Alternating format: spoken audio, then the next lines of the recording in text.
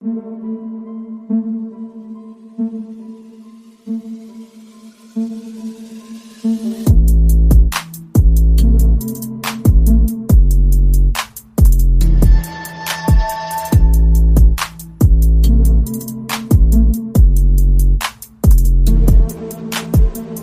and welcome to the Jayson Tatum episode of the Hoop Theory Podcast, aka episode 117, which is in honor of him being the best player selected in the 17 draft. Recording this one on the evening of Wednesday, June 18th in the year of our Lord 2025. My name is Logan Wertman, and like usual, but unlike recent episodes, I am joined once again by my cherished co-host, Jacob Roth. Jacob, how does it feel to be on the Jayson Tatum episode? It feels awesome. Obviously, I am one of the biggest defenders of Jayson Tatum, which feels crazy that I need to be. Like a guy at that level, feel like you should have more people attacking to like increase his rep than defending it from people thinking that like Darius Garland's a better basketball player than Jayson Tatum. Like that should not be a thing that has to be done, but it is. Obviously, also heavy heart as he tore his Achilles. I was not healthy. I was not well. I didn't cry, but it was very close. When the notification came out. Also, just super late. Like it gave me a false sense of hope because the notification that he got surgery, like you expected to be in the morning. But instead of they didn't wait. They just waited till like the notification was he is out of surgery. It has already been done. Which that was one of the plus sides of playing the New York Knicks is they were in New York. All the fancy Achilles ligament doctors are in New York. So they were able to essentially just wheel him out of MSG to New York General and just ratchet strap his heel back to his calf. I don't know what they do, but they did it. But I don't know. I've like had a lot of time to stew on this because we haven't spoken on the pod. No, we have not.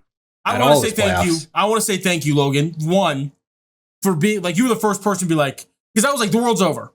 This is my Larry Bird refusing to let a concrete guy do his mom's driveway, hurts his back, career's cut short. Yeah. This is your 9/11. I was gonna say this is my Len bias, but then I stopped, and then you took it to 9/11. So this is just a bummer. And then you're like, dude, modern medicine is modern. It's getting better. Achilles is not the same kill death shot as it used to be. As we've seen with KD. Yeah, we've seen with KD that he looks almost the same. Yeah. And you could arguably say that part of the regression we saw in KD was because he got older and then had to do more work. Yeah. Because he went to a team where people were hurt and then anyway. Yeah, I mean, he tore it at what? Probably like 33? He's probably about, or maybe 31, 32. 2018? Does that feel right? It was the Raptors run, so it was 19. 2019. So if he's 37 or 38 now, 37 now. He's about to turn 37 in September. So he was 31. When he tore it, yeah. Which that feels like that's crazy. It's crazy. Yeah. But anyway, that's 4 years older than Tatum is. So a whole presidential term. A whole person is in charge of the greatest country on the planet between their two ages. Yeah. They could have I was going to do like a whole start just naming off presidents that only won one term and then I decided to stop myself because that's stupid. That would be a weird tangent. No, I was going to say like the time between the difference in this could be like Grover Cleveland, half of Grover Cleveland because he had the split terms thing. Anyway, getting back to what I was saying, you were a very positive person. You were the positive angel in my ear. Yeah. And I won't name the other person, but there was somebody saying he's never going to look the same again. And I was like, I hate you. You are. I hope your superstar sprains his ankles just really bad regularly. Is this a person that I know? No. Okay. If it was, then I was about to say his superstar. No, it's not Anthony. Yeah. It's not Anthony. Anthony was just, honestly, I feel like Anthony was not like supportive, but he was like, that sucks, man. That really sucks. Like, I feel like that's about all it was. He probably feels, he feels it. Yeah, he gets it. It's close to home with Embiid. So, yeah. But yeah, it is a very. I've coped. I've made it through. Maybe it's a blessing in disguise because the Celtics now we have our direction on where we want to go. Like, because like let's say hypothetically, Celtics able to cook some magic up. I think they lose that game 5 anyway. Whatever. Yeah. Maybe they cook up some magic like they did. Because they won game 6. No, they'll probably still lose that game 4. Then they ended up winning game 5. Yeah. Could have maybe won game 6 if Tatum was there. But anyway, instead they got waffle stomped. In game 6 they did. In game 5 they looked good though. Mm-hmm. Yeah, they looked for sure. I will forever have Luke Cornett game 5, and even though he might not be a Celtic next year, I don't care. I will have that Luke Cornett. I am Bill Russell. 7 game 5. blocks. Oh, and then also just big moment. There's no like random tip blocks where it's not, but they were all just like honestly, just like he hit a wall, just like shutting it down. Oh man, yeah. Like your two best big players, Tatum and Porzingis, both just gone, and you needed somebody to step up. And it is Lucas mother effing Cornett. Mm-hmm. Yeah. I love him, and he's probably not going to be a Celtic next year because of salary cap oofdas. Mm-hmm. I will get it almost any Luke Cornett jersey, team-wise, I will purchase. There's some teams that if he goes to, I will not buy a Heat jersey. Oh, wow. I will not buy... made it that far up the list for teams that you just despise? I will not buy a Golden State jersey. Okay.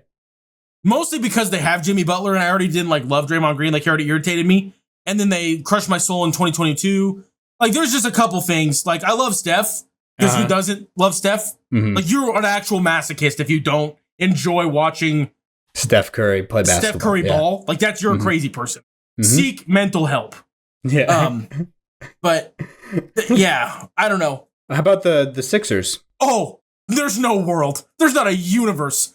Unless because I won't know if he does an Al Horford redemption arc. I won't know if that happens. Yeah, that's true. So there's no way that I would get it. No, I will not get a Sixers. You wouldn't even get a Horford Sixers jersey, though.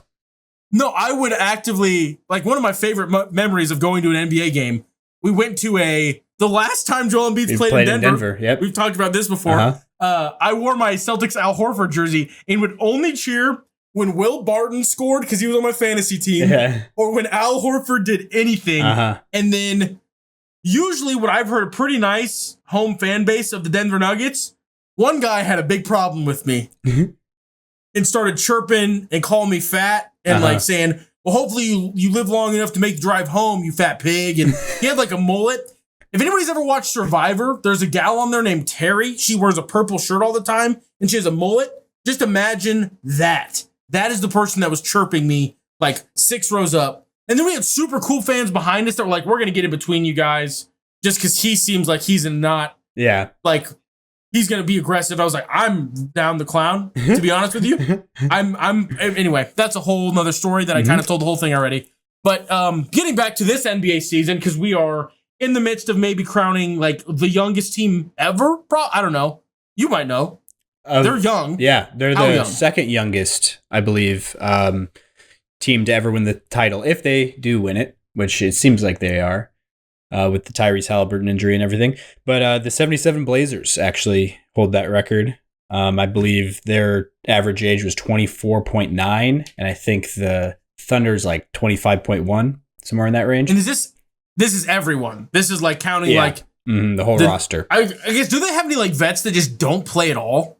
Do they have any James Johnsons where there's that guy's 70? Kenrich Williams has been playing in the finals, but most of this playoff run he wasn't.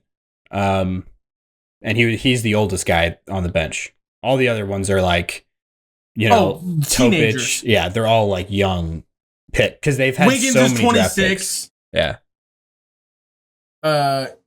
This team is crazy. Oldest player on the team at 30. Yeah, 31. 31.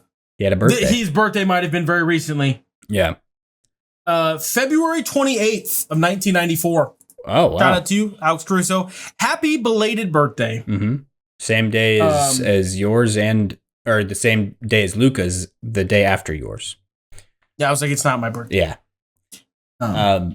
But yeah, Luka Doncic's birthday is also the 28th. And then Tyrese Haliburton's is the 29th. So there are 3 legends. Born. Oh, is he a leap year kid? Uh-huh.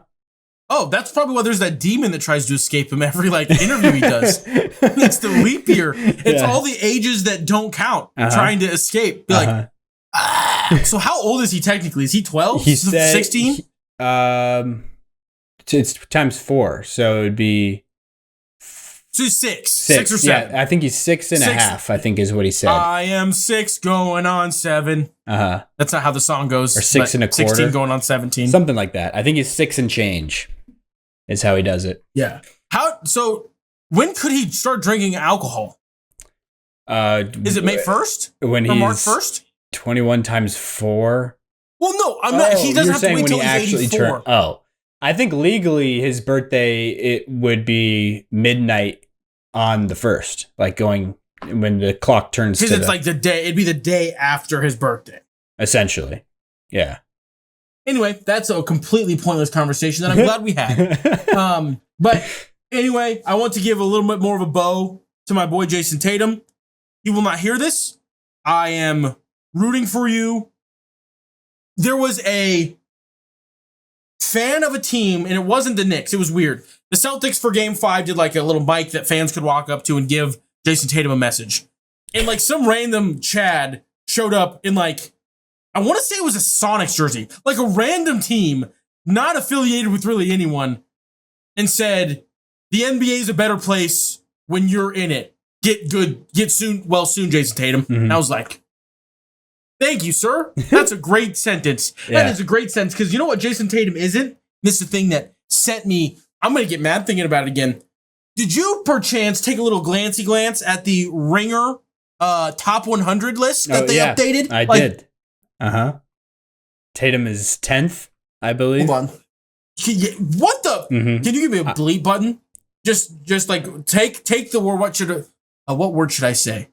Oh, Brad Stevens. Take that audio and just put it over this bad word I'm about to say. What the? Brad Stevens. How in the world is Jayson Tatum 10th? Just take him off the list. Yeah, if you're going to handicap the man and cripple him, just take him off the list. Either that's stupid. Put him where he belongs, which is at 5, or don't include him. What's the point of doing an in-between thing? It doesn't make much sense to me.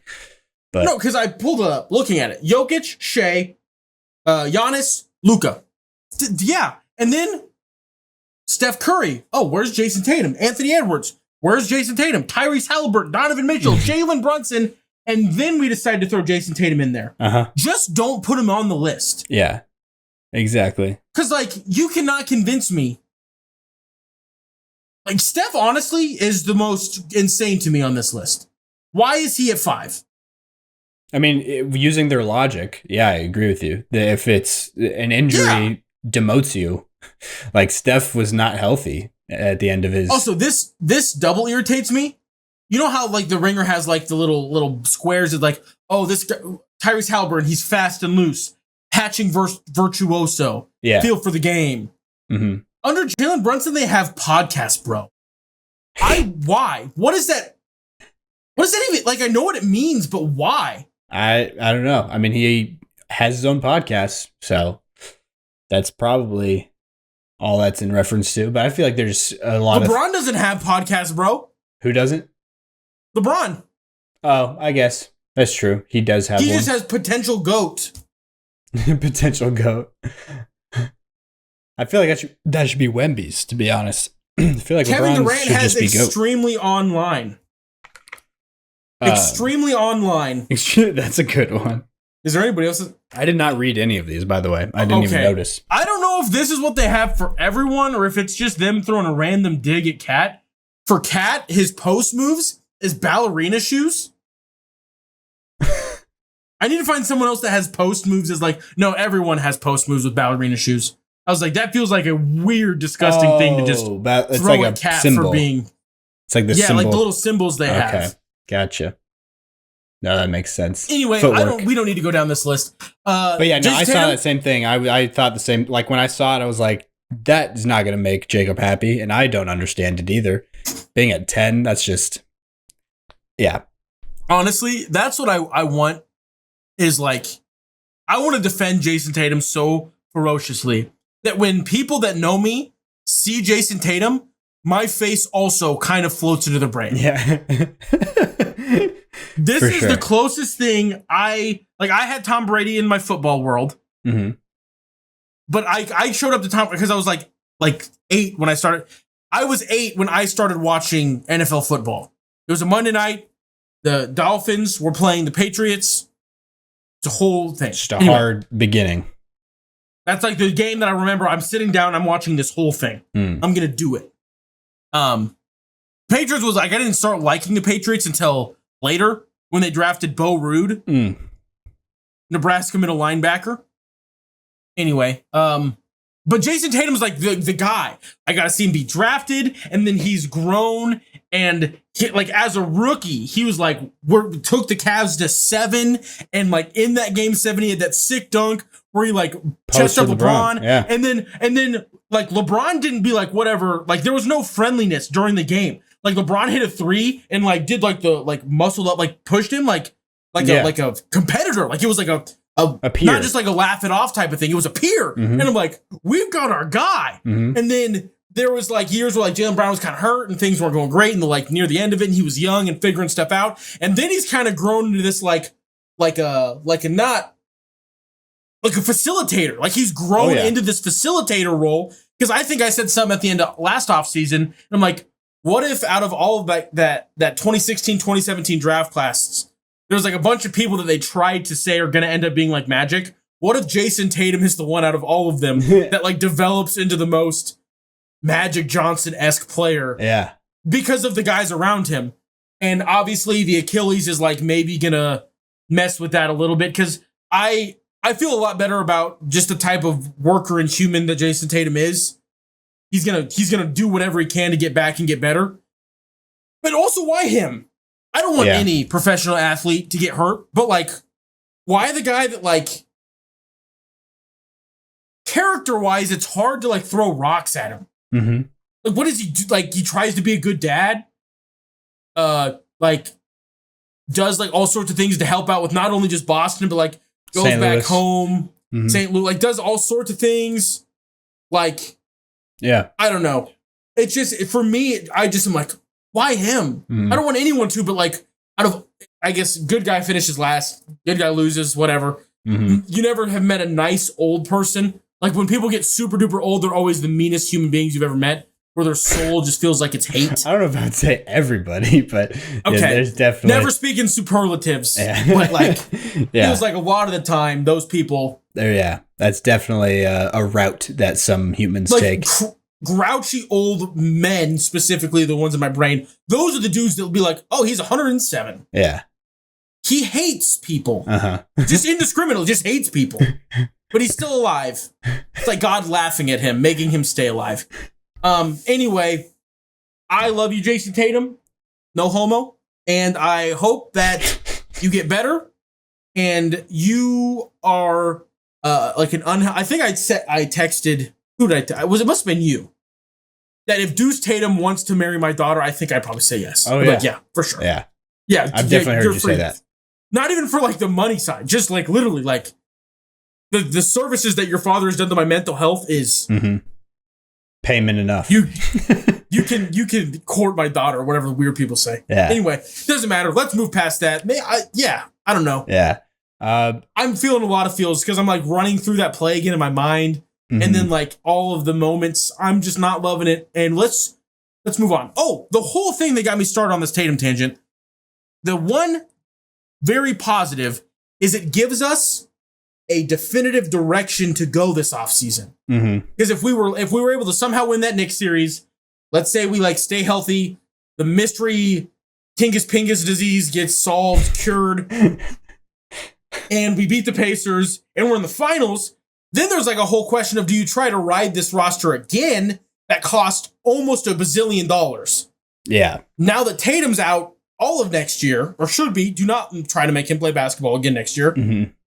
We know, like, blow it up. Don't lose your first round pick next year. Just don't do it. Just blow it up. So that's good, I guess. We'll see. do one thing though, sir, that I would like you to, I don't know if apologize is the right word. You know what? Yeah, you owe me an apology. Not really at all. Jrue Holiday is a man that is in these trade discussions, one of the guys. And I can't remember the exact wording, the phrasing, but like we were talking about Jrue Holiday trade, and you essentially said like he's not worth that much.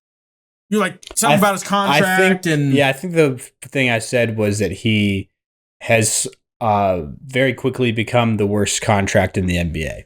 I think that's what I said. And that I think that's probably why my heart has such a visceral reaction thinking about it, because that feels so wrong. Because I remember now, you said KCP for Jrue Holiday straight up. Yeah. And I got emotional about that. Granted, probably is not going to happen now due to the fact that KCP has already found a new team, as he is now a member of the Memphis Grizzlies, which I hope they continue to blow it up, which I'm sure we'll talk about the Desmond Bane trade. For sure. And also people exposing themselves as not ball knowers, thinking that Desmond Bane does not deserve. I think it's a lot, but I think the market that was set, I think you're the one that like put this thought in my little brain, so I'll let you explain it better about like the McCall Bridges type of like. He went for 5 first-round picks in a swap last year. So, I mean, for getting Desmond Bane, it's about the same type of thing. Like the fringe all-star, maybe a little bit lower. There's one less pick. Like, and he it's just what the market is. Scale his roll down and play as like a complimentary 3-and-D wing whenever you need him to. Yeah. Yeah. But anyway, Jrue Holiday's trade value, it seems like it's higher-ish. Like there's teams that have like, these are Celtics reporters, albeit like Celtics insiders that have said that there's like a bidding war. Granted, you could have a bidding war over like a pile of dirt, but there's some sort of a bidding war going on for the talents of Jrue Holiday. Apparently, the teams that I remember seeing looking at stuff earlier today was the Clippers were one team. And the Mavericks were the other. But the Mavericks are also like, they are doing everything. Yeah. Nico Harrison has a million eyes and a million hands. None of them could count to figure out how many Luka jerseys are in the elementary schools across Dallas, Texas. Yeah. Also, that would be weird. Conspiracy, that's a whole nother thing we could jump into, because I haven't been able to talk about this yet. The lottery being rigged. We have not been able to talk about it. And I also think it's further than just that. Because the WNBA is not near as big of a thing, but essentially, Nico Harrison nuked basketball in Dallas, Texas. He just was like, this is dead. And then so to infuse as much as they could back into it, also not with the best odds, Dallas, is it Wings? Dallas. That sounds right. I should know that. I think it's the Wings. Paige Beckers. Bucket, whatever. It's Beckers. Becker, Bucket, whatever. Yeah. She is very good. Not like a Caitlin Clark level haul, but like the next best prospect they've seen in a minute. Coincidentally ends up in Dallas. Dallas wins the lottery.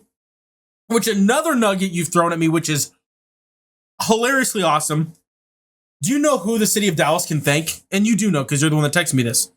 Joshua Giddey. Oh, yeah. Is the human being that Dallas can thank for them getting Cooper Flag. Because if he doesn't hit that spin around 3 in the corner and then get the steal and hit the half court shot over LeBron to beat the Lakers, the Chicago Bulls are the first pick because they'd be the 11th best odds. Well, assuming it was all above board and there was no shenanigans. Yeah. The Chicago Bulls would be the ones receiving Cooper Flag. And Buzella's flag would make me immediately feel a lot better about the Windy City in terms of their future as an NBA team. Because right now it's not super great, especially how Buzella's came on at the end.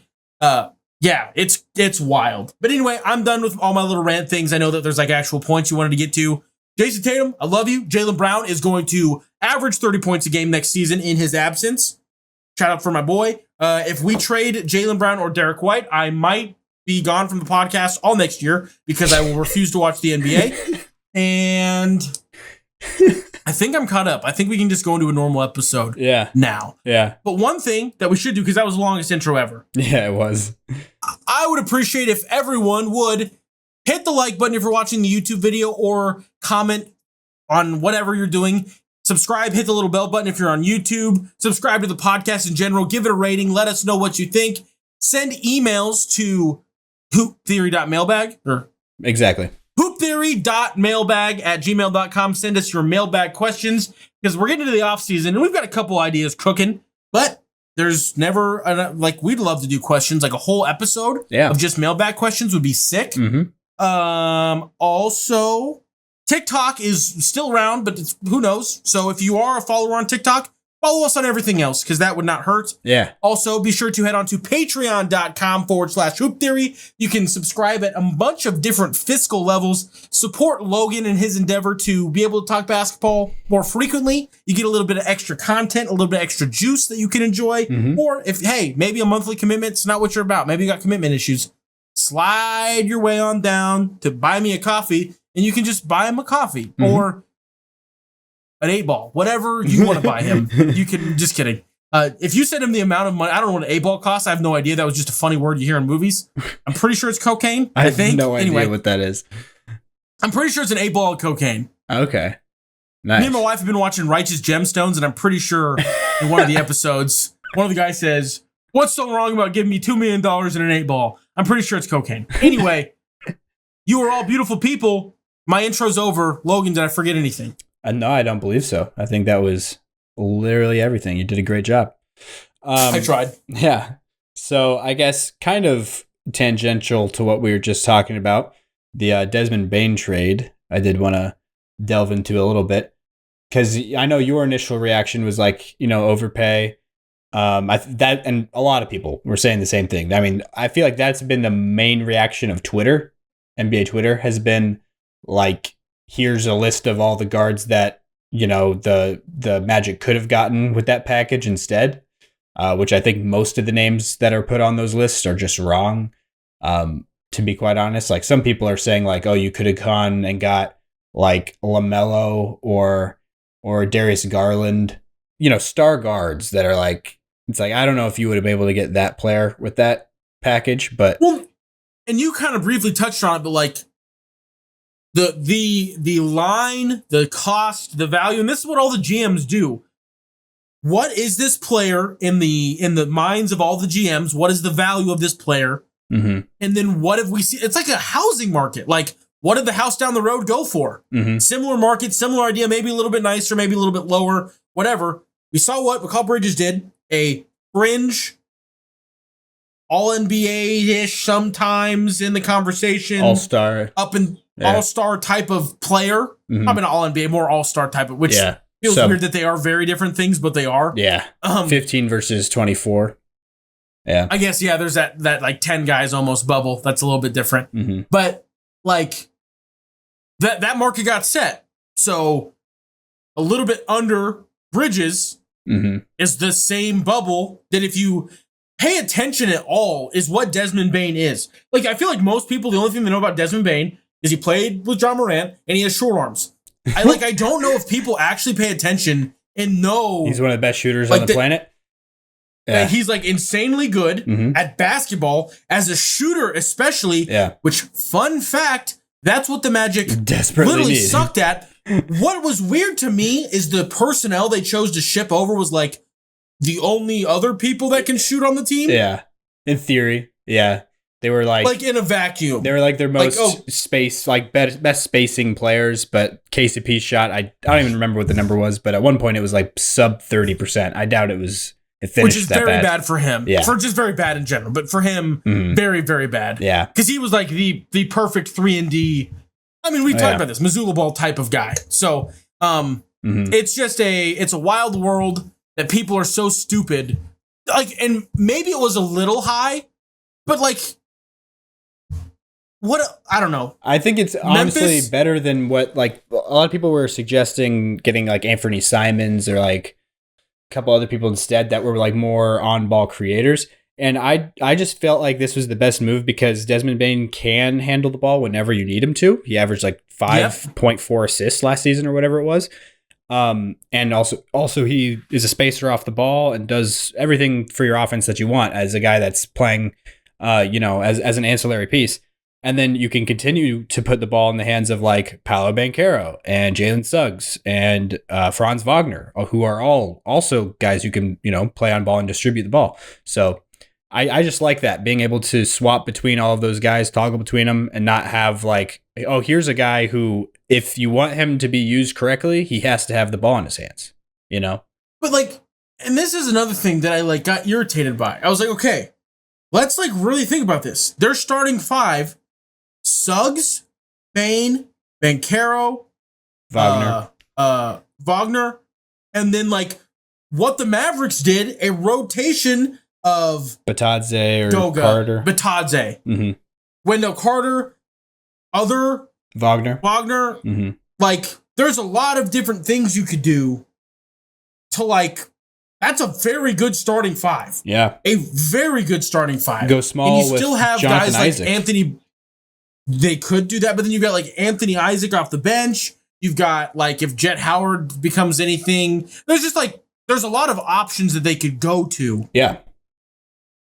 That like this opens up. And also the fact that he is not a strict point guard, because the Magic have a bunch of just not great point guards. Like they just had like a bunch of them. They collected them like they were like pieces of grass. They just were like, oh, are you a 5 out of 10 pure point guard? Welcome to Orlando. And then they like, it just was so weird. Yeah. And then they kept drafting them. It was like the Kings and centers. You're like, what are you doing? Like, what is going on? Anyway, they got out of that problem a little bit with Cole Anthony being gone. And KCP's also gone. But they've got a guy that can do both. And honestly, outside of Jalen Suggs might be the best point guard on their team because of the weird inconsistency of all of the backup guards that play point and are their down the court ball handlers. Anyway, Anthony, that's disrespectful, Anthony Black. That was very disrespectful. I apologize, Anthony Black. He had a bit of a sophomore slump for sure, but which is regular though. Yeah. And like the team also, I feel like everything else around him got like better, and I feel like he just didn't get the same amount better because everyone else was at like a better point developmentally. Like it just made sense. Like, oh, they will either stay the same or they will make a leap. And when you're like a rookie, you do all these things, but then like there's a slump that just happens like to almost everyone. Yeah, that's just what happens. So he just needs to clean up the turnovers and efficiency, which is a very common like young guard problem. That a lot of guys deal with. So I think I believe in him. I think he's, already one of the best defenders they have, which is saying something because they are on a team like the Magic. Yeah. Where they're like, if we keep you under 90, we're probably going to win. Yeah. And they do that a lot. Yeah. The fact that they have to say probably, though, is the concerning part. Well, no. And I think that Bane can alleviate the probably into most likely. Yeah. If what's the next step above probably? Yeah. I feel like if you say something's probable, you're like, it's like a 60-40. Most likely is like a 70-30. Yeah, that's fair. Definitely like a 90-10. Most definitely. Indubitably. That's indeed. That means not even close to the same thing. Anyway, I have no more comments on Desmond Bane and the Magic other than it's good for them. They were a little spicy, a little dirty against my Celtics, but it's fine. Yeah. Yeah. And they also gave up all the picks. That was the other thing. And they're all unprotected. I think that was your other concern. It felt weird that they were just unprotected. I'm like, why not like slap a top 4 protected in case nightmares happen? Yeah. Which like makes sense. We saw it happen to the Grizzlies twice. That's true. The team that Desmond is literally coming from. That would maybe it's him. Yeah. His short arms suck the health of everyone around him. Yeah. Like a bad relic from a horror movie.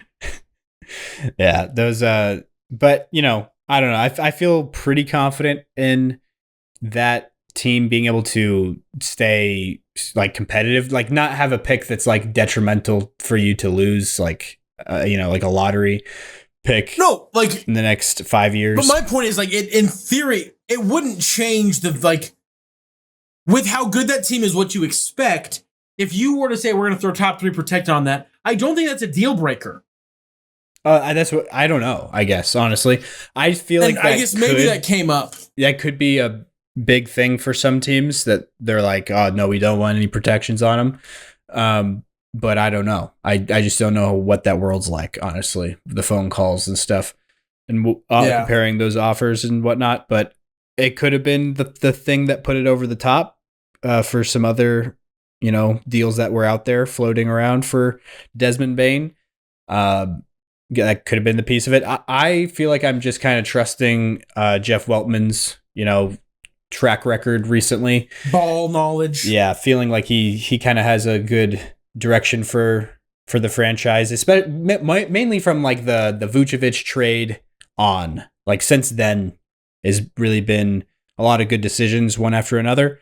So I feel like he just kind of sees that it's time for this team to accelerate and get to the point where they're really, competing for a title before, or at least, competing for their max capacity as a team.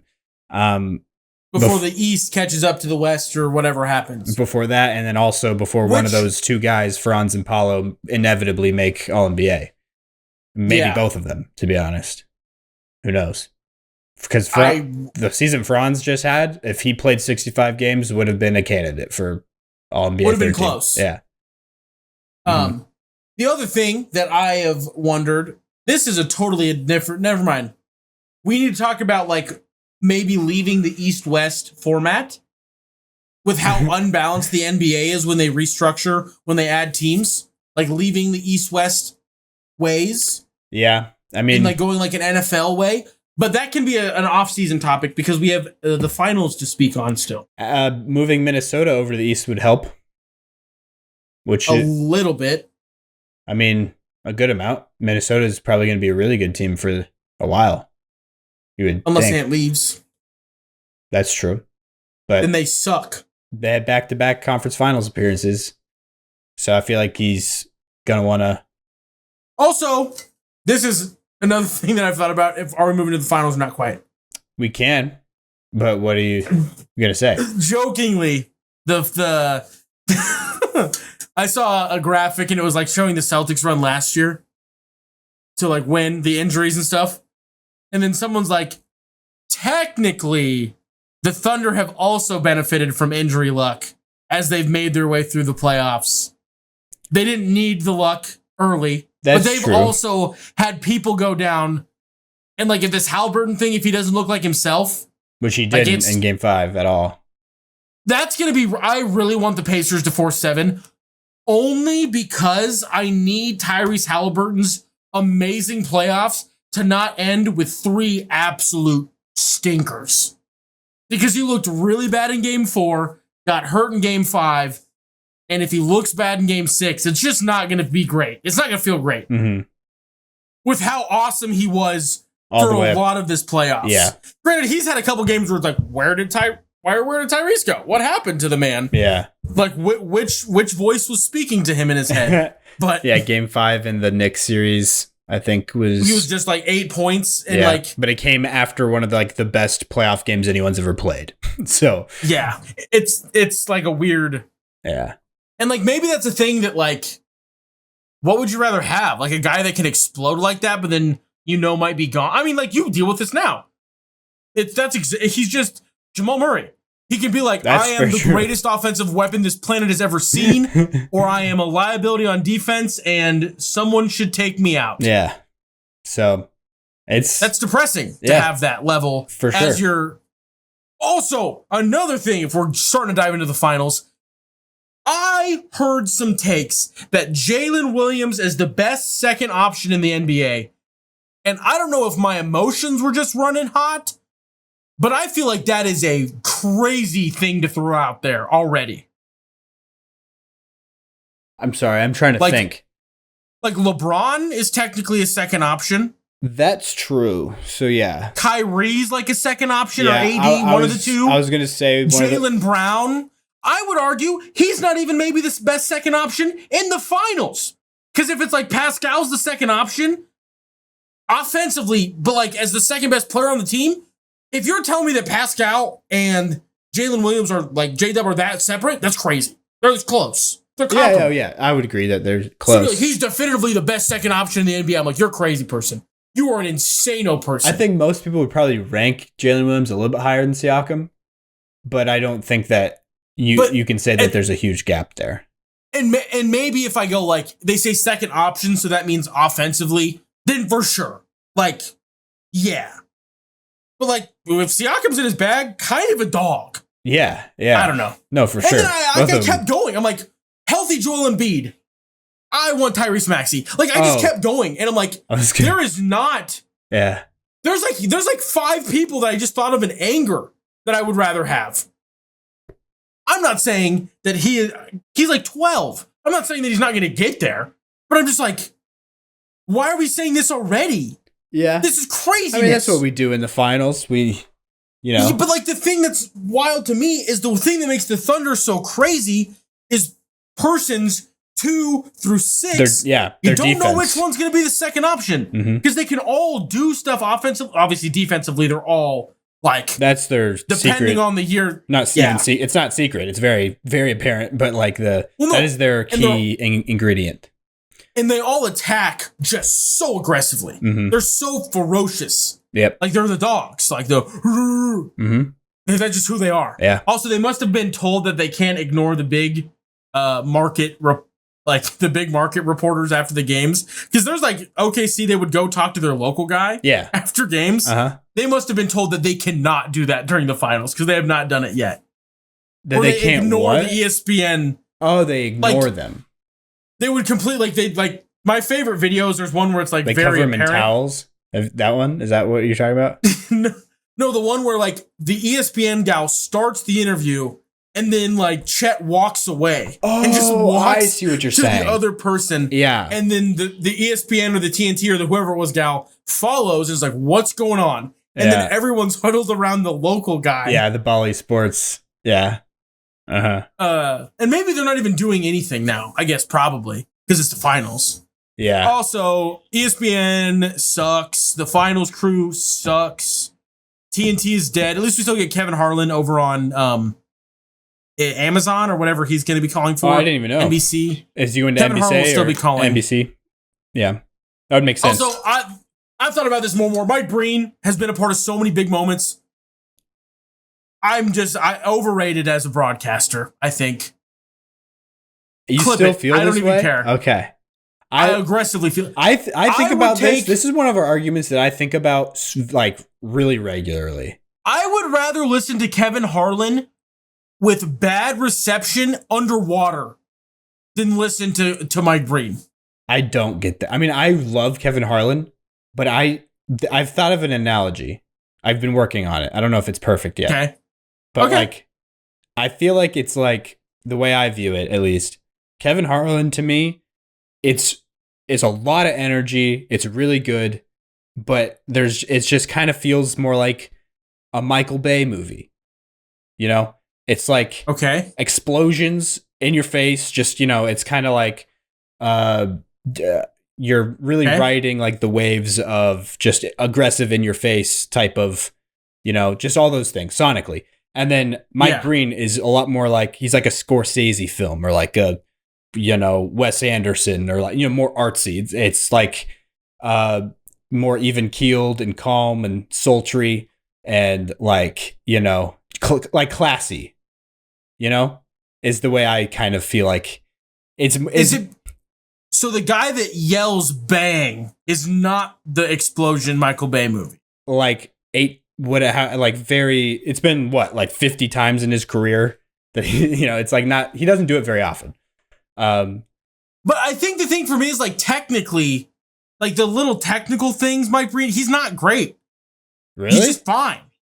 I noticed also, way it's more also hard because, and this is another thing is people say, oh, you just don't like the rest of the ESPN cast. Like if it was Van Gundy still, you'd like ESPN more probably. Yeah. I'm like, Reggie Miller sucks too. So it's not like I'm not a big fan of Reggie Miller as a color commentator. Holding that type of thing like super pro or anti Harlan or pro or anti Breen. Just you put those two in a vacuum, and I take Harlan 10 times out of 12. I feel like there's so much more like cheesy things with Harlan or like little flubs here and there that are just they're not with Breen. It's just so consistent and so like it's just basketball incarnate in a voice.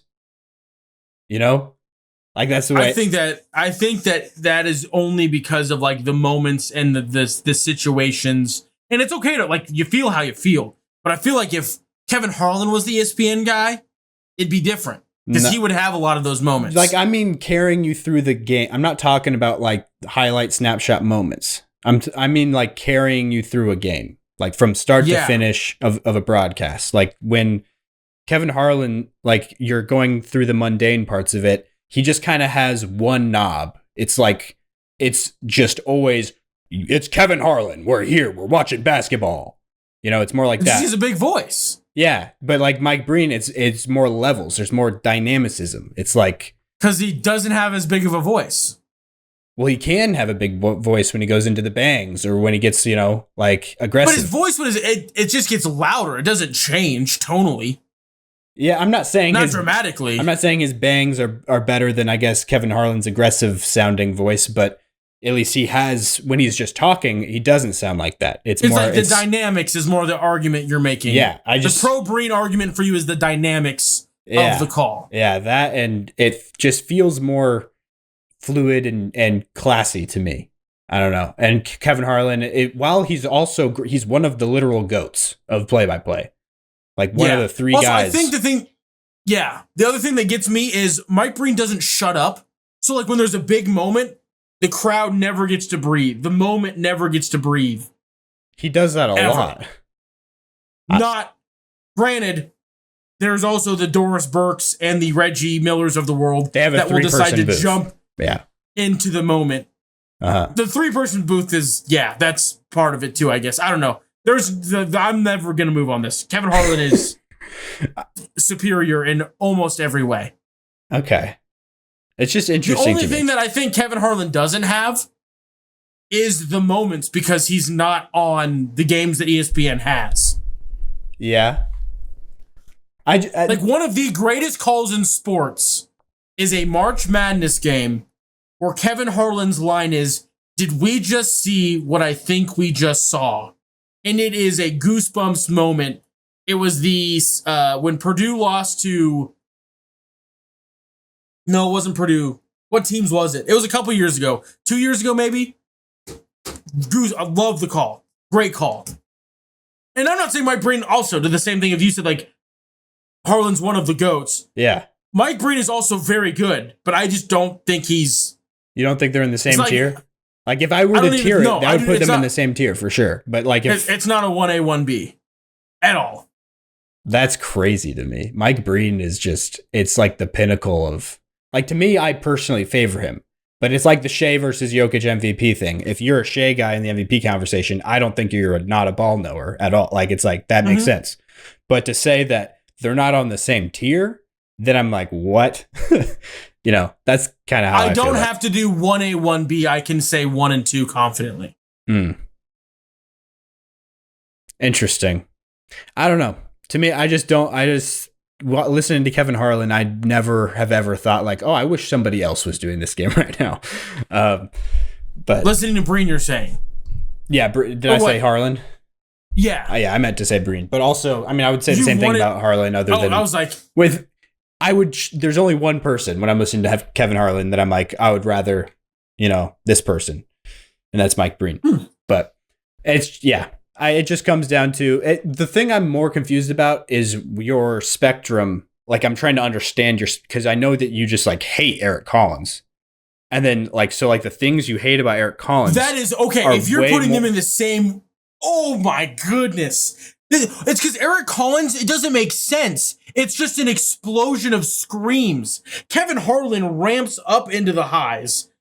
Yeah. Eric Collins is just like, there's a steal and he'll say, oh, poked away by LaMelo, and then he'll just start screaming. Yeah. Harlan, there's like the build. Like if he's here, then the steal is here, then the dunk is here. Collins, it's steal is here, and then the dunk is here, and you're not prepared. He just goes in raw. There's nothing. He's just there. I'm not saying that they're on the same level at all. That's not what I meant by that. I'm just saying, I think comparing like the faults or like what I don't like about, like they're not even close to the same. Yeah, but Mike Breen is more of like, to me, it's like, if you don't like that, Kevin Harlan has more of that than is that Breen but done does. Correctly. It's not that is just done wrong to jump to that insanely So level. you're saying that it's the jump that you don't like. It's not that he's the energy he actually reaches. Yeah, it's just that the energy is out of nowhere and it like scares the crap out of you sometimes. Yeah. And then also like the broadcast should never and there's not very many like football. I hate Gus Johnson. Yeah, that makes sense. But Gus Johnson is his own. That is a different thing. Like, well, Gus Johnson is Gus Johnson and likes to talk about Gus Johnson. Like he doesn't actually do play-by-play, really. I mean, he does by definition, but like it's different. But no, it's just like yeah. Anyway, I really genuinely think the biggest thing for me is like I like had like 3 or 4 classes in school I took about this, and like fundamentally. What like multiple books said and a bunch of like broadcasters I legitimately respect. Kevin Harlan is just like a textbook of what they teach you to do. Really? And Mike Breen is not. I just when I hear, I mean, obviously you know more about it than me, but like, I'm not saying that as like it's a no more. I'm just saying like, that's probably part of my brain. But is like if you were taught to do math one way. Someone else could do math and it get there and it like you're still getting the right answer. But if you were taught one way and like, well, that just isn't right. Like you got to the right place, but that still just is not, it's not this. Yeah. So there's probably a lot of things that I miss, but like when I think of what you just said, like the textbook things that they do, it feels like there's more, like Kevin Harlan kind of goes a little bit more off the rails, like with things like where he'll just kind of do a whole, when he went off about how they're doing chicken tenders at CarMax and like, but it doesn't feel like a robot. Like it's like a thing that you like feel like it's not you're a thing I don't like. No, and that's what I'm saying is like that's like it's supposed to feel because like the color guy is supposed to add color, but like it's also the responsibility of the play-by-play guy to like also add color alongside the color guy. And when your color guy is Reggie Miller and or Doris Burke and sucks, being able to add color yourself, I think just makes your broadcast so much better. And I don't think Mike Breen adds color near as well. Like, you know what I mean by adds color to the broadcast? Mike Breen, when he's only talking about what's on the court, is great. But then he does this, like, whenever there's, like, nothing really going on, and he like has to, I say he has to, like it's a chore, but like talk with his booth, it just feels weird. It's not as, granted, he's also had a revolving door of a booth. Yeah. He hasn't been able to build a repertoire with anybody. I just feel like I just don't get that. I don't see any of those don't pop out to me. I know people that say Mike Breen sucks. I aggressively argue against. I've never heard anyone say that in my life. I have worked with, and they're being like dramatic. But like I have interacted and spoken with people being like, Mike Breen just sucks. I'm like, that's crazy. That's not even close to true. Mike Breen is just not Kevin Harlan. Okay. Yeah, I guess we can wrap this up since that's taking up a big portion of the show. But I don't know. I guess we'll just always continually agree to disagree. That's fine on that one. Yeah. I mean, some people are big like. Anyway, I was going to do a football thing, but that's fine. Doesn't matter. Yeah, it's just different. 3-4-4-3, different strokes for different folks. 3-4-4-3. Types of football defenses: a 4-3 front or a 3-4 front. Oh, the 3 linemen or 4 linemen, 4 linebackers, 3 linebackers. Okay, and that's a 2-3 defense or a 1-3-1 if you're running zones, or a zone or man. There's people different preferences. Both work, but there is different. Yeah. So I guess where we left off, we started talking about the finals. I don't remember. Yeah, we kind of started to dabble on the finals. Jalen Williams being crazy young. Number 2. Yes, and again, like you said, it's the finals. They kind of dive into some weird things, but he's not a number 2. Like he's not the best unquestioned number 2 in the NBA, which is what this person was proposing. He is in the running, though, I would say, for the... I don't think it's crazy to put him in the running. In the future. Well, right now, I mean, I think LeBron's probably the answer. Yeah. I would say. But like, going into next season, who knows? Yeah. Like, I don't know. Just who knows? Like, who knows if LeBron's even going to be on the Lakers? You know, I don't know if LeBron's... What if he goes back to Cleveland? You know? That's... No, I don't... I'm going to wager that's a no. But, like, I mean, going through... Shoot! I take Jimmy Butler. Over Jalen Williams. You would take Jimmy Butler? Maybe playoff Jimmy's still lingering in my brain and haunting me. Yeah. I mean, it just startled me a little bit. It's probably not as crazy. I think I was just trying to think of more people to add into the conversation. Because I take LeBron, for sure. In this vacuum of everyone's healthy, I take Kyrie or AD, which probably Kyrie. Not probably. Kyrie is the second option in that team. Mm-hmm. Jaylen Brown. And that's probably just me being me. No, but that's fair. Jaylen Brown. Yeah. It's... That's what I thought you were... talked about the Siakam thing a little bit. Mm-hmm. Honestly, no, when I got fired up, it was like... I was like, LeBron James is the second option. Why are we like saying that there's not... Like, he's unequivocally the second best option? This is crazy town. Yeah. This is crazy town. Mm-hmm. That's I'm gonna fair. try to think of like other people in the top. Like, I'm looking at the top 100 because I feel like I'm missing somebody. I think they have Kyrie and Dame both really low because of the injuries. Evan Mobley, no. Oh. But yeah, in terms of your second option offensively. Offensively, they'd be Darius Garland, but then even then I'm like, probably not. Cat? I put Jalen Williams over Cat, but that's... Devin Booker? With how things currently Devin stand? Booker technically is a second option, and I would put Devin Booker over Jalen Williams. Yep. So there you go. There's another one. James Harden?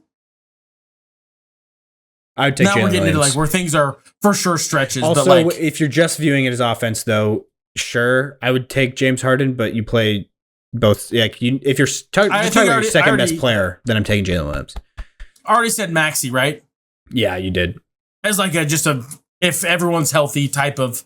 Anyway. Which I think is a conversation for sure. I think it was more the fact that it was just like, without a question. I'm like, that's crazy. Because I thought of multiple questions. Multiple people popped into my brain. And maybe just because I'm in like halfway hater mode. Because whenever the team's winning, like everybody's brain naturally does that little like, it's not my team, screw them type of thing. Like even if you try very hard to avoid it. Also, not really a Thunder hater, like at all.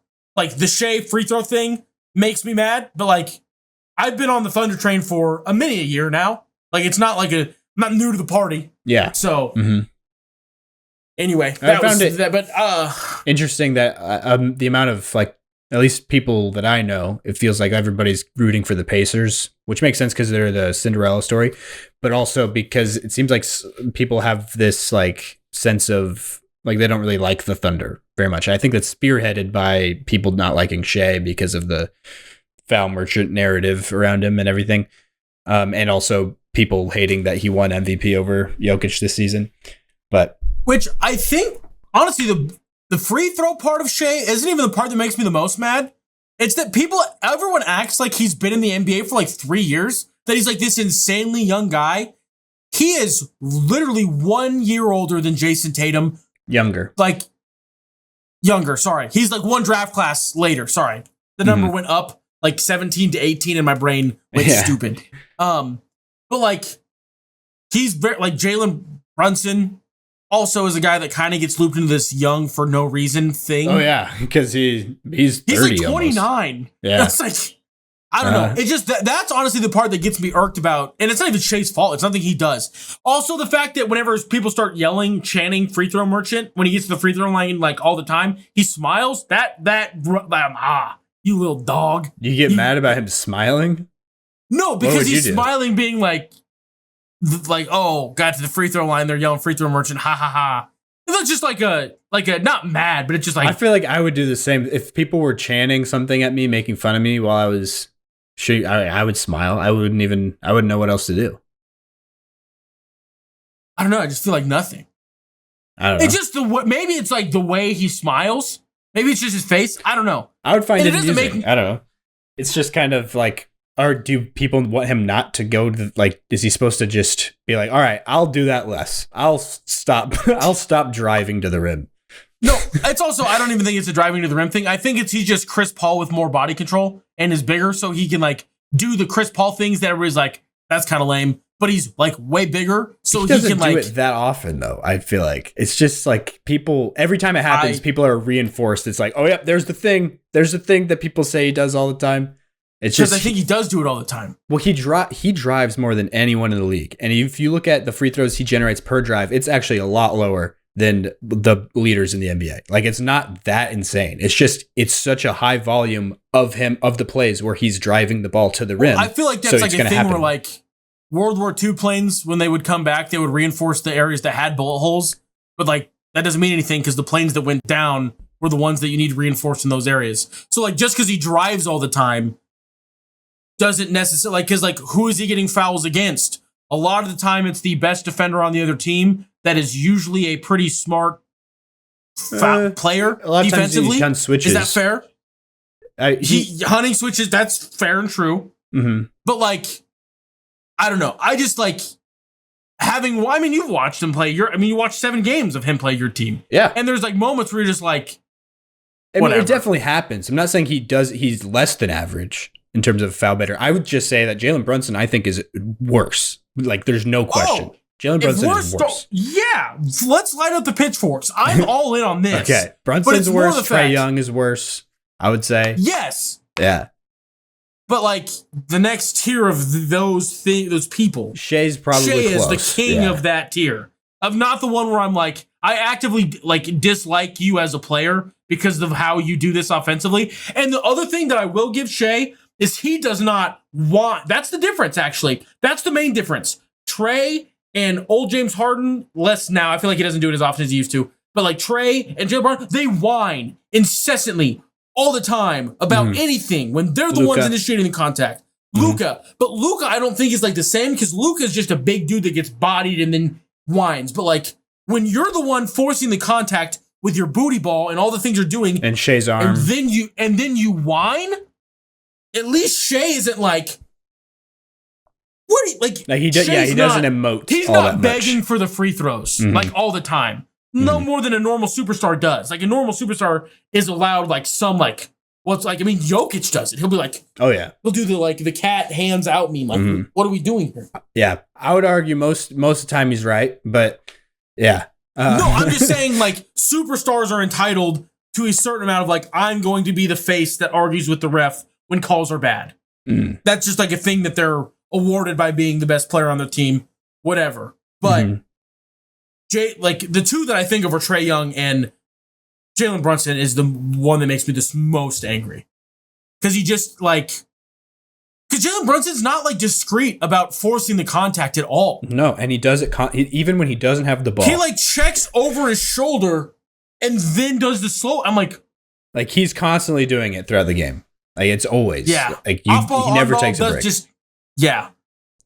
I feel like SGA is just more like when he's driving to the rim or when he's going to his spot, if your arm is going to be in front of him, he's like, that's a freebie. Like, I'm going to rake my arms under yours because why wouldn't I? That gets me free throws. Like, so by like definition, almost. What? Like that by definition, almost that would make him like a not a free throw merge. Like by definition, are you saying that players shouldn't do that? No, I'm just saying, but by definition, that would make him like a free throw merchant type of player. With that, he does that at times when he's driving. I would say yes, but like the thing I'm well, that's arguing not what you is just said. He does that when he has those opportunities, but like the reason why he gets a lot more free throws than other people is because he has those opportunities way more than almost everybody because of how often he drives. So like it just happened. That's the reason why it just happens more. But like I would argue that it's not more egregious. Like he's not constantly seeking out or doing like unnatural things to really get him into those spots. It's just like he has it very fluidly a part of his game that when he's getting to his spot, yeah, if there's contact that's going to be there, he's going like that's just smart. Like your basketball trainer or whoever like is going to drill that down into you that like when you're going to your move, like you can finish to the contact this way, or like you can do this thing, which is going to help like, you know, if a player's arm is there, you're going to be able to get under it and, you know, get the contact. It's just like that. You should do that if you're getting rewarded.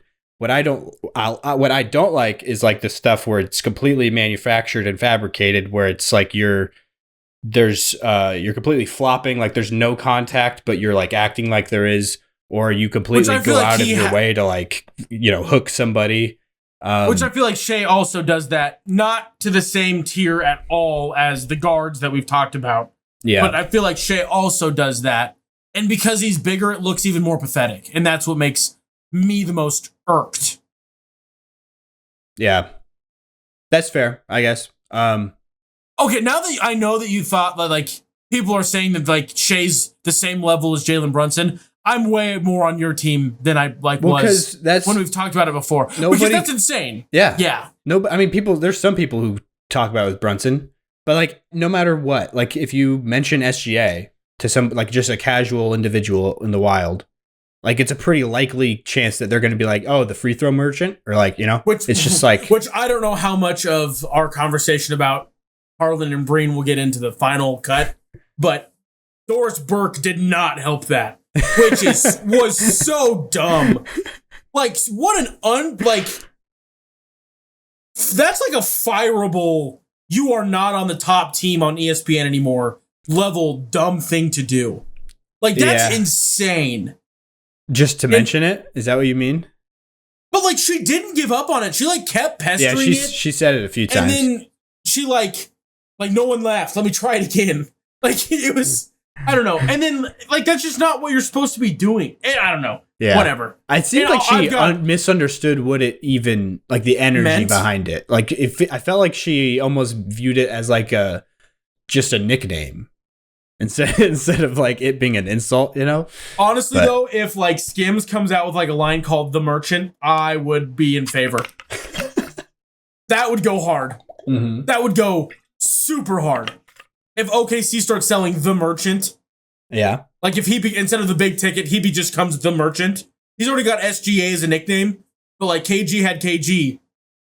I'm gonna get a petition actually, and this is endearingly, not like as like a jab, leaning into it. The Merchant. Yeah, I could see that honestly. The Torture Chamber, which I need to buy that shirt. Oh yeah, I bet that would be a banger of a shirt. Anyway, sorry. Yeah. But yeah, so the finals though, getting back to that, I guess I'm going to predict, I mean, before the series started, I had OKC in 5.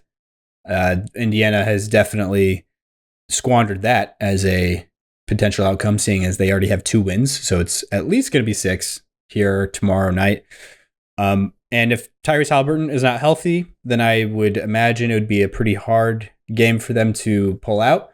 But, you know, even when sometimes he's not like scoring all that much, he's still really effective, which I think is a big thing about like in some of the games people have said, like, you know, Tyrese Haliburton needs to step up. He's not scoring as much as he should be and whatnot. And some of those games, it's like he's still being like the engine and the thing that makes their team go. Yeah, he had 14 assists and no turnovers. I think he was doing fine offensively. Yeah. Like he was contributing. He only had 15 points. Had a double-double with assists and 0 turnovers. Mm-hmm. What else is he supposed to do? Yeah, when he's controlling everything. He's, you know, initiating everything that's going on. It's very impressive, honestly.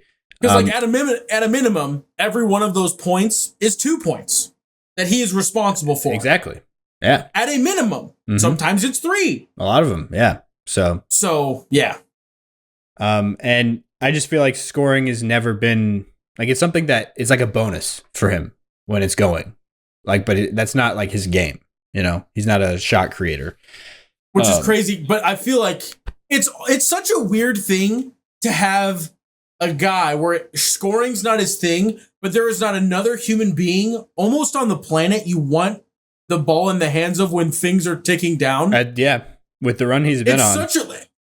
Well, no, like the run he's been on, and just in general, like that's like a thing that's been like kind of his thing in general. Like he's always been, he's gonna have it at the end of the game, whether it's the pass or the shot. But just the because there's gonna win clutch players that have been announced yet. Jalen people Brunson just won. saying that. He didn't. Yeah, he wasn't Brunson, even. That's what it was. He wasn't even really close. People just keep saying Tyrese Haliburton clutch player of the year because he just done it like 5. But I had times him his playoffs. I don't know if you heard that when I was doing my solo episodes. I did teams for all of those awards. So I did first team and second team all clutch, and I had Tyrese Haliburton on my teams, which was a bit of a hot take or whatever because the actual voting results for the clutch player of the year, Tyrese Haliburton received 0 votes to be top 3. So like he wasn't even included at all for anybody else. But in the regular season, obviously it was not as much of a case as it has been in the playoffs, but there was still in the regular season, he had a lot of like, he was near the top of leaderboard in terms of like points and clutch time. And including the regular season this year, all the way through to the start, like right before the final started, he was 13 of 15 on either game tying or game go ahead buckets at the ends of games this season, which is the best run of its kind of all time. Yeah. It's just nuts. Yeah. 13 of 15 on, final shots is insane. I remember when we first started the podcast, you talked about like Carmelo Anthony had one of the best buzzer beater shooting percentages of all time. And it was like, oh yeah, just under 50%. Yeah. 13 out of 15s. That's what? Like 90%, something like that. That's a little high, but yeah, it's insane. It's crazy. 13 divided by 15. Oh, 87. But like 80, that's a free throw percentage. And that's for winning the game. Mm-hmm. Yeah, that's literally like his free throw percentage. Yeah. No, I'm just saying that's a good, decent free throw percentage for a player. And those are the most, that's not like the thing that everyone's like, you should be the best at this. It's easy. You can rehearse it. Just, these are like off balance, clutch, can't quite fully get set. Like your blood pressure, adrenaline's going the most. Oh, just like a free throw. What? Yeah. That's crazy. So this run has been ridiculous, and somehow like Aaron Nesmith has come along for the ride on a lot of these. Oh, yes. I mean, that one game, game 1 of the Knicks series, Eastern Conference Finals, those 6 threes in the final 4:59, I believe was the time on the clock when that started. Celtics Reddit was just cheering for our boy. Because we were like, I know that he probably wants nothing to do with any of us, Celtics-wise, but man, everyone was just pumped. They're like, Nesmith is literally lighting the Knicks on fire alone. He had like a T-Mac moment. Oh, no, it was cathartic to watch. After the way that the Celtics season ended, then to see a man that we all have like cared about, enjoyed, that guy turned into Drew Holiday. It's not like, but just to watch that was... Oh, indirectly, yeah, he did. Because it was Brogdon, and then Brogdon turned into Drew. But yeah, it was awesome. It wouldn't really work for us to still have him, just personnel-wise, that'd be like tough. Because we would just have like a super overqualified Sam Hauser. That's true. Yeah. Like that's it's also crazy to me that I know that was the COVID draft. So like everything was a little bit wonky, but I just remember vividly the scouting report on him being like best shooter in the draft, but he's going to be a cone on defense. Like he can't move laterally on defense. And it's like literally the first time I saw him play in the regular season, his rookie season, I was like, he's not making any shots, but he looks really good defensively. He also struggled shooting like really bad. Yeah, when he first started. But what was there immediately was he is an animal on defense. It's like, how was he there though, right? Or still, last year Brad. How at Vanderbilt? I guess I would have to go back and watch the tape myself, but like I can't imagine Aaron Nesmith not just looking like not an animal defensively, but looking like an active negative. That's like crazy to me. But To be Who like, knows? he's Nick Young. Yeah. Like they were saying that he physically cannot move laterally because his hips are too rigid or something like that. It's like, which is crazy because he's like a freak athlete. That was like always a thing. Anyway, that's crazy. Yeah. But one of the best screen navigators in the world right now, especially when his legs are working properly and not injured, which was that almost cost them, the Knicks series when he wasn't able to keep guarding Jalen Brunson at the insane level that he had been.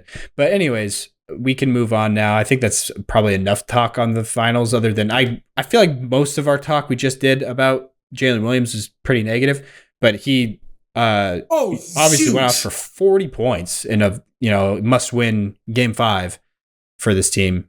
And also I did want to bring up this conversation that we had about game 4.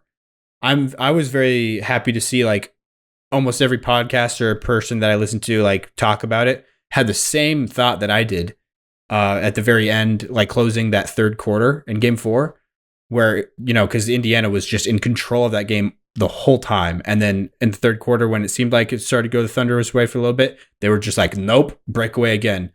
And so they were up like 10 going into the fourth quarter.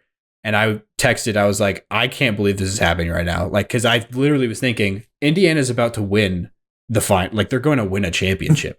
That's crazy. And like, you obviously seemed a lot more like, not, I could see that, but. No, I was more, and granted, it's easy to be like, I haven't been on a podcast because I would have been defending Indiana since I watched them play the Bucks. And it wasn't just the Bucks were hurt. It was like, this team has turned into the night when we thought it was.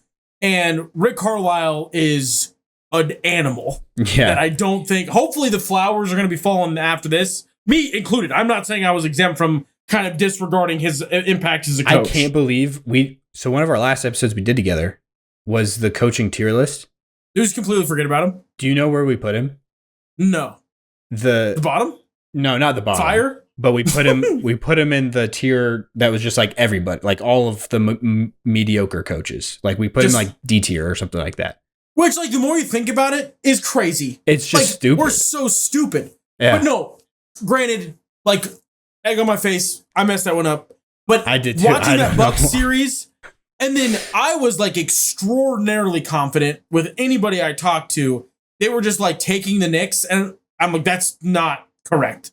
Yeah, I was on Pacers, yeah, for sure at that point. After what happened to the Cavs, I was like, what is this team? What is going on? I attributed the Cavs was a pretty 50-50 blame thing. Like, that's fair. The Evan Mobley conversation, or Garland, whatever conversation want to say needs to happen in Cleveland needs to happen. Like, something did not work there. And then also Garland was hurt, and then Mitchell did everything he could. There was definitely no blame to Mitchell. But yeah, Mobley offensively wasn't as reliable. Yeah. And then the Pacers, I think I said that when I said, well, I can kind of see it. Like, I didn't expect it. I didn't think when I saw this Thunder Pacers series, I didn't pick Pacers. Mm-hmm. I think I could probably find a text to somebody that says Thunder in 6. It's probably what I said. Just because, like, the shenanigans that have happened, you would think would happen. And again, I really, really hope, even if the Thunder do win, which is going to be awesome, I'm going to be super pumped just in general for that whole deal. I want Haliburton to at least have a good game. Yeah. Because this type of a run ending on 3 kind of duds, I've already said this, I think, would stink. Would really stink. Obviously, you'd have the injury kind of card to cover him a bit. But you don't want to, like, again, the same way of, like, defending someone. I don't know. I feel like using injuries is lame. Like, when, like, playing through a calf strain, though, is not a small thing. No. I'm not saying he's being lame. I just, like, don't. That's why, like, when I, like, talked about the Celtics, like, we would not have beat the Knicks even if Jayson Tatum didn't get hurt, most likely. Like, I'm not using the injury as a crutch thing. Mm-hmm. If that makes sense. Yeah. If you take all the Celtics injuries combined, knowing that, like, oh, Jaylen Brown had a torn meniscus, and Tingus Pingus had Latvia disease, and Drew Holiday's old, and Jayson Tatum's wrist was messed up. Yeah. You could, like, combine all those things. And that's also why I think I was never, like, super impressed with the Knicks, because I'm like, you beat, like, handily, like, a pretty busted up kind of crappy looking Celtics team. Like that might have been the worst.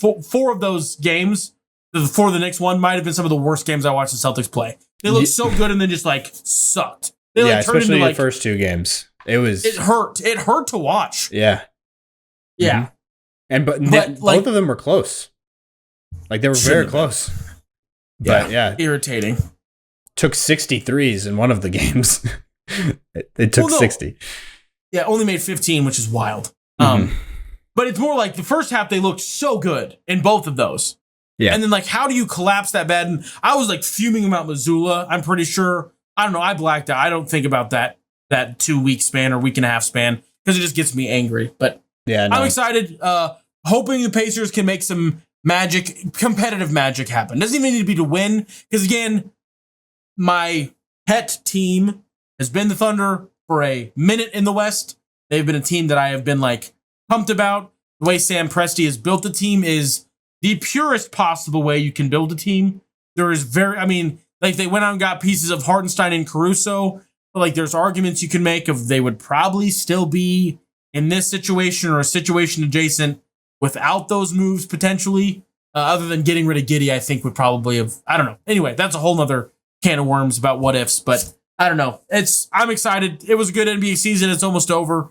Probably won't talk until it is over officially, but cool stuff. I would think. Cool stuff. Yeah, for sure. And yeah, who knows what they do with Dort moving forward. If they trade off him to shed some salary because they're going to have to finagle, with those three guys, especially if if he makes All-NBA next season, like they are going to have a real tough thing on their hands. And this CBA punishes homegrown teams, and it's dumb.